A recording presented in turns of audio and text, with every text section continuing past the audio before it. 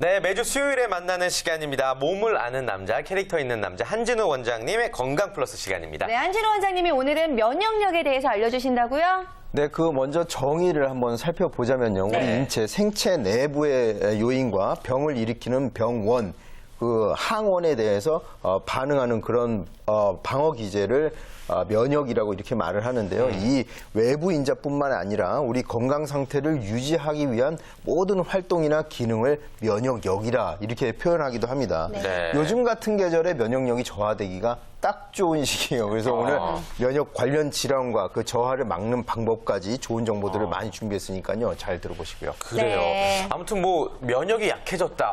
면역이 나는 세. 면역력이 좀 없어. 이런 얘기들 많이 하는데 요즘 같은 계절에 왜 면역력이 약해지는 거예요? 일교차죠. 일교차가 커지기 때문에 우리가 그 기온에 적응하기 위해서 기초 체력이 많이 소모가 돼요. 그냥 피곤해요. 가만히 있어도.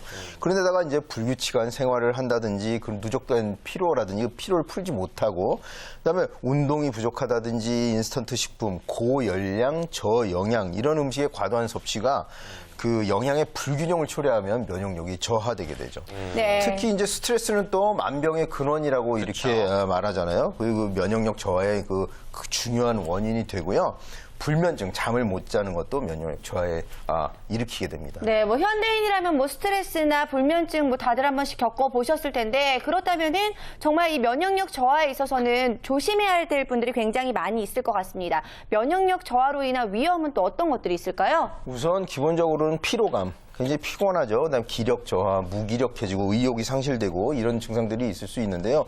이어서 이제 질환으로 가게 되면은 알러지라든지 구내염, 그다음에 구안화사, 안면신경 마비죠. 그다음에 대상포진, 자가 면역 질환 등이 일어날 수가 있습니다. 네. 우선 알러지라는 것은 외부 인자에 대한 방어 기전, 생리적인 현상인데요.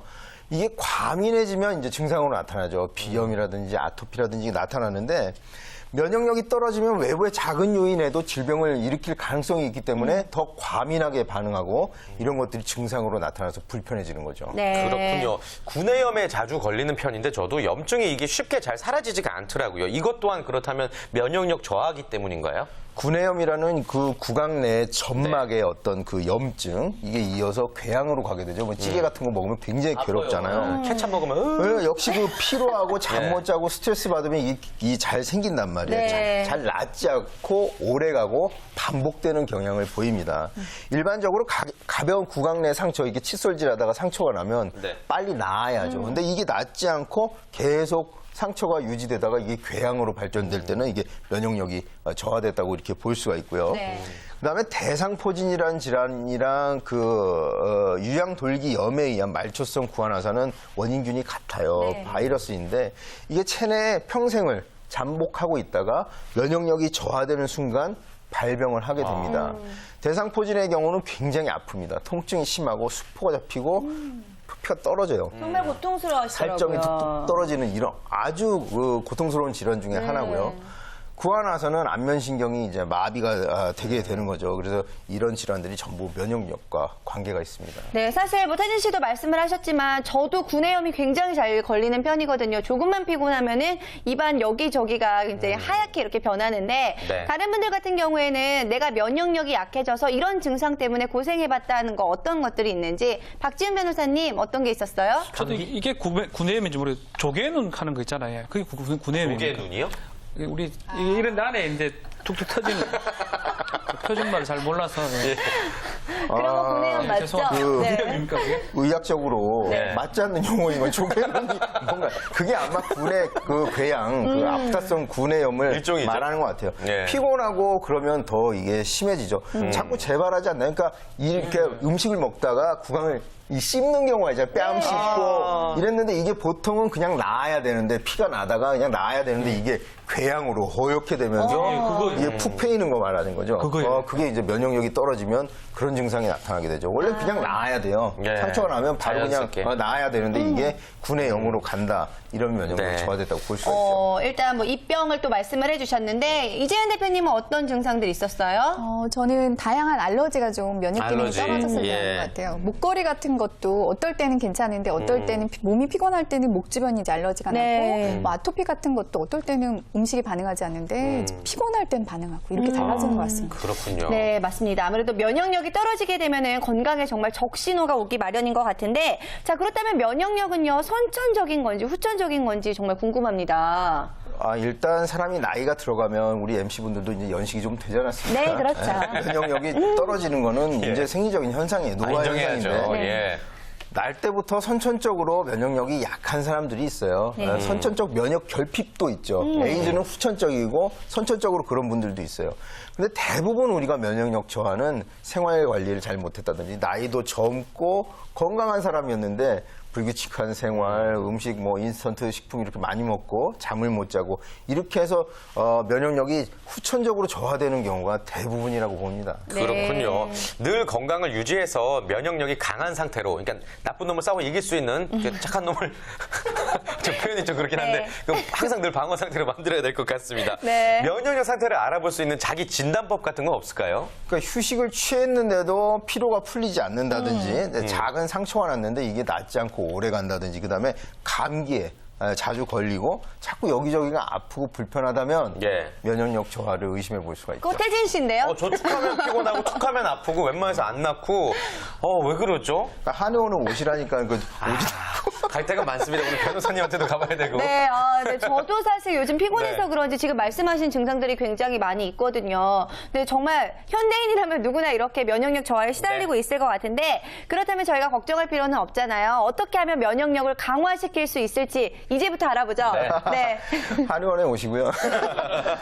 일단 MC분들도 이렇게 피곤한 거는 제가 볼 때는 불규칙한 생활이 좀 거기 들어가 있지 않는가. 불규칙한 생활은 피로가 누적되게 되고요. 피로가 누적되면 면역력은 떨어질 수밖에 없습니다. 그다음에 충분한 휴식을 취해야 되는데 수면이 굉장히 중요해요. 네. 수면이 단순히 그냥 잠만 자는 시간이 아니고 우리 면역 체계를 자는 동안 재정비하는 아주 소중한 시간이거든요. 근데 수면이 좋지 못하면 대부분 면역성 질환이 옵니다.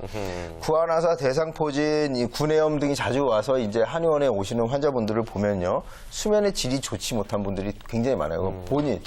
본인 의사가 아니라 뭐냐면 야간 근무, 3교대라든지 하시는 간호사, 경찰관, 소방관이나 뭐 그 의료업에 종사하시는 분들 왜 밤에 일하시고 네, 그렇죠. 낮에 주무시잖아요. 낮에 자는 잠이 수면의 질이 형편없어요. 그래서 면역력이 떨어져서 구안화사라든지 대상포진이 젊은데도 오는 분들은 대부분 숙면을 취하지 못하는 분들이 많습니다. 그래서 충분히 숙면을 취하는 것이 좋고요. 네.